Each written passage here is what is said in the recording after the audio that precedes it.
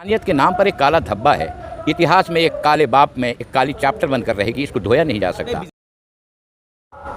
जो मौजूदा हालात है इस बात की ज़मानत है और साफ दिखाती है ये बात कि ये मौजूदा जो ये गठबंधन है विपक्ष का, उससे घबराए हुए हैं प्रधानमंत्री जी। जो मुद्दा जिस मुद्दे पर ये खामोशी अख्तियार करते हैं, चुप्पी अख्तियार कर लेते हैं, ये बोलते भी नहीं। अभी इससे पहले जंतर मंतर पर ये जो महिला पहलवानों का जो दुर्दशा हुई, महीनों बैठे रहे, एक लफ्ज़ नहीं बोले। मणिपुर पर 78 दिन तक एक लफ्ज़ भी नहीं बोले।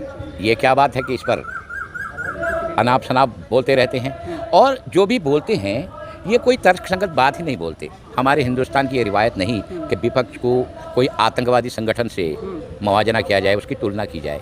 और ये जिस तरीके का बोलते हैं ये हताशा दिखाता है और एक घबराहट। कहते हैं देश के लिए बोलते हैं, देश ये के सारे लिए आतंकवादी हो चुके हैं। उन्होंने साफ बोला है ये गठन जो हुआ है इंडिया का नाम देके, ये सब आतंकवादी संगठन है। आप देखिए, आप पत्रकार लोग भी हैं और कोई भी होशमंद आदमी को अगर आप पूछिएगा कि विपक्ष किसी देश का, वो कभी दुश्मन नहीं होता रूलिंग पार्टी का।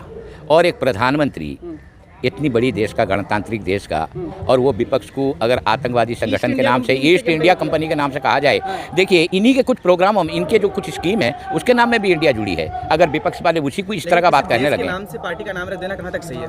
देखिए, ये देश के नाम से पार्टी का नाम नहीं रखा गया है। इनका जो पूरा फुल फॉर्म है वो फुल फॉर्म से INDIA ये बन जाता है। अब तो इंडिया वर्सेस एनडीए हो रहा है ना, तो हाँ। इसमें बदनामी तो इंडिया की हो रही है, क्योंकि अलायंस का नाम इंडिया के नाम से रखा बदनामी है, देश का नाम है। बदनामी क्यों होगी इंडिया की? मतलब अगर एनडीए कोई आरोप लगाएगा तो सीधे इंडिया पे आरोप लगाएगा। हाँ। इंडिया कुछ एनडीए के बारे में बोलेगा तो एक देश को रिप्रेजेंट करना। अच्छा, देखिए, बात दरअसल है कि इस मकसद से कभी भी नहीं कहा गया। ये एक सोच होती है, आप किस तरह से सोचते हैं, आपके सोचने का तरीका क्या है। जो जिस तरह से सोचेगा उसको ऐसे ही दिखाई देगा। लेकिन ये जो बात है कि अगर विपक्ष कुछ बोलेगा, विपक्ष कुछ करेगा, तो उसको अगर कुछ बोला जाएगा तो वो इंडिया का क्यों रहे? विपक्ष का आरोप है कि मोदी जी भाग रहे। अमित शाह ने कहा है कि चर्चा करने को तैयार है, बैकफुट पर है। कैसे देखते हैं? ये चर्चा करने के लिए तैयार हैं सिर्फ आधा घंटा 15 मिनट के लिए, जबकि इसका मामला साफ हो नहीं सकेगा। मणिपुर का एक ऐसा मसला है जो इंसानियत के नाम पर एक काला धब्बा है। इतिहास में एक काले बाप में एक काली चैप्टर बनकर रहेगी, इसको धोया नहीं जा सकता। ये प्रधानमंत्री का ये बिल्कुल कथनी और करनी में फ़र्क साफ जाहिर करता है कि जब मणिपुर के मुद्दे पर बात उठी तो वो उसको ले गए वेस्ट बंगाल, उसको ले गए छत्तीसगढ़, उसको ले गए राजस्थान। अभी तो मणिपुर पर हो रही है। वेस्ट बंगाल और छत्तीसगढ़ पर संवेदनशील सरकार थी, और जो मनमोहन सिंह थे वो दुनिया के एक माने हुए पढ़े लिखे अर्थशास्त्री थे। वो इस तरह की राजनीति नहीं करते थे, इस तरह का बदतरीन राजनीति, या अल्पसंख्यक बहुसंख्यक, ये फला ये ढिमका, ये बंटवारे की राजनीति नहीं करते थे। विपक्ष कह रही है कि मोदी जी 24 घंटे सिर्फ रैली और कैसे बने रहना है सरकार में, बस इसके बारे में सोचते। बस वो सिर्फ 24 घंटे यही काम करते हैं, कहाँ पर किसको बांटा जाए, जात के नाम पर, बिरादरी के नाम पर, वोट के नाम पर, बहुसंख्यक के नाम पर, अल्पसंख्यक के नाम पर। और देश के कोई हितकारी काम करने का तो हमने देखा ही नहीं अभी संसद में नहीं बोलते हैं मोदी जी, लेकिन बाहर रैली में अपने संसद के दौरान भाषण देते हैं। मोदी जी एक ऐसे नेता हैं जो अब तक सिर्फ अपने वोट को नजरों के सामने रख के काम किया है। अच्छा सर, सबसे बड़ा सवाल कि असम, मणिपुर, बंगाल, हाँ, सब जगह से, जितना भी नॉर्थ ईस्ट है, चाहे नागालैंड हो, हर जगह से वीडियो आ रहे हैं कि पब्लिक सड़कों पर है और बोल रही है कि भैया न्याय करो। लेकिन दिल्ली NCR यहाँ पूरे देश में इतनी बात नहीं है, तो निर्भया वाले कांड में पूरा देश साथ में, इसमें इतना विभाजन क्यों दिख रहा है? नहीं, इन्होंने एक बहुत सारी चीज़ों को तब्दील कर दिया इस हुकूमत में। सबसे पहले जो भी कोई इनके खिलाफ बोले तो उसको नोटिस जारी कर दिया जाता है।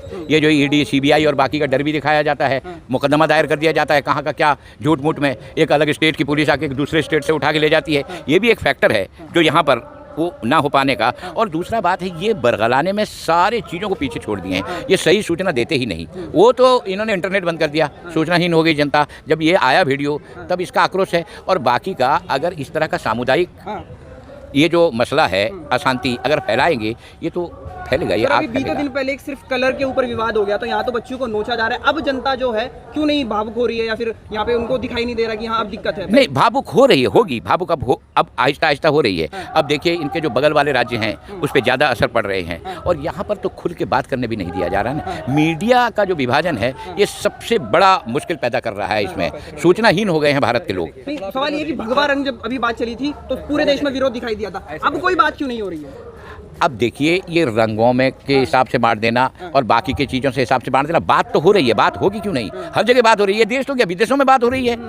अब ये जो है यूके के संसद में ये बात उठ गया, अब अमेरिका की संसद में भी इसका ये चल रहा है, ऑस्ट्रेलियन संसद भी इसके बारे में चर्चा कर रहा है। हमारे संसद में चर्चा नहीं होने दिया जाता। बरगला रहा है, वो सही से नहीं दिखा पा रहा है या चीजों को नहीं, एक manipulate कर रहा है। मीडिया का बड़ा वर्ग जो है ना वो चाटुकारिता में जुट गया। अब वो मीडिया जो है, ये गोदी मीडिया के नाम पर जो सरकार का प्रवक्ता बन गए हैं ये मीडिया के लोग, ये देश के लिए बहुत खतरनाक चीज़ है।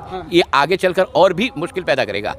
ये जो सही चीज़ों को ना दिखाना, सही चीज़ों को ना बताना, देश को गुमराही में रखना और आखिर में जाकर मणिपुर जैसे हालात हो जाना, ये तो ना समाज के लिए, ये ना कोई जनता के लिए, ना देश के लिए ये कोई ठीक बात थोड़ी है। सुधीर चौधरी कह रहे हैं म्यांमार ज़्यादा सपोर्ट कर रहा है, वो कोहली का जो सुधीर इलाका है। चौधरी का एक लंबी इतिहास है, एक बहुत बड़ा लंबा इतिहास है। उनके बातों को काउंटेबल नहीं किया जा सकता। ये सारे के सारे इसी तरह का करेंगे। क्या लगता है आपको 2024 से पहले मोदी जी हार मान गए? अब देखिए, ये तो इलेक्शन का वक्त बताएगा। जहाँ तक उम्मीद है 2024 में ये इसमें परिवर्तन का बहुत बड़ा संकेत है। इंडिया या इंडिया? इंडिया। लेकिन विपक्ष के सरकार कह रही है कि विपक्ष टूट जाएगी। देखिए, सरकार का काम है तोड़ना। ये तो चुनी हुई सरकार को तोड़ दिया है और इनके बातों को तोड़ना कितनी दूर की बात है। वो तो कहते हैं 9 साल बेमिसाल। 9 साल बेमिसाल। ये देख चुके हैं ना, हम देख भी रहे हैं। हम तो इतने बेवकूफ़ तो है नहीं अभी जो हमें दिखाई नहीं अभी देता। से जो इंडिया का गठन हुआ है, इसमें कई सारी पार्टी हैं जो आपस में एक दूसरे को सपोर्ट नहीं कर रही हैं। तो इस पे आपका क्या कहना है? मतलब क्या पता इलेक्शन आते आते सब अलग हो जाए। देखिए, इसमें सबसे बड़ी वाली बात है, ये हर हाल में सपोर्ट करेंगे। उनके सामने एक ऐसा मामला लाके खड़ा कर दिया गया है, ये अगर साथ में ना आएंगे तो ये सारे के सारे ख़त्म ही हो जाएंगे। ये मामला ऐसा है। और ये जो राजनीतिक पार्टियां हैं, अलग अलग इलाके को लेके उनका स्थानीय मुद्दा है, उनके वोट के कुछ समीकरण हैं, इस लिहाज से थोड़ा हिचकिचा रहे हैं। लेकिन जो सबसे बड़ी लड़ाई है वो वजूद की लड़ाई है। अब अपने वजूद को अगर जिंदा रखना चाहते हैं तो इनको आना पड़ेगा और वो आए भी हैं। और ये जो हुकूमत, अभी जो मौजूदा हुकूमत है, उसकी जो जुल्म है ये बिल्कुल रिकॉर्ड तोड़ जो। बीजेपी कहती है 370 जैसे बड़े मुद्दों को सुलझा दिए, तो मणिपुर क्या चीज़ है? हमें बात तो करने दे सदन में। अभी सुलझाया कहाँ है? यही तो है इनका बरगलाना जिसको कहते हैं। ये हाथी की दांत दिखाने की अलग, खाने की अलग। सुलझाए उलझाए कुछ नहीं। अगर ये वायरल वीडियो नहीं आता तो ये यही कहते कि हमने मणिपुर को भी सुलझा दिया। दुनिया इतनी बेवकूफ़ नहीं है। ये सिर्फ हमारा देश नहीं बल्कि पूरी दुनिया में मणिपुर की दूध छींची हो रही है। सब छींचड़े हो रही है। राजस्थान में कांग्रेस सरकार है, राजस्थान में भी अगर गुड़ा जी है, राजेंद्र गुड़ा जी ने बोला कि महिला यहाँ पर सेफ नहीं है तो उनको बर्खास्त कर दिया गया। तो ये कहाँ तक सही है? विपक्ष तो अपने ही नेताओं को निकाल रहा है। महिलाओं के खिलाफ अगर कुछ भी होता है तो बोल नहीं, ये तो अच्छी बात है। अगर महिलाओं के खिलाफ हो जाए, लॉ एंड ऑर्डर सिचुएशन बिल्कुल ध्वस्त हो जाए और उस पर जो मौजूदा सरकार है उसकी जिम्मेदारी होती है। ऐसी तो नहीं कि ये जिम्मेदारी नहीं लेती। राजेंद्र गुड़ा ने बोला कि राजस्थान सरकार सही नहीं है महिलाओं के लिए, तो इस पर निकाल देना अपने ही नेता को कहाँ तक सही है? अगर ऐसी बात है तो अपने नेता अगर गड़बड़ करे तो उसे निकाल देना सही बात है बिल्कुल।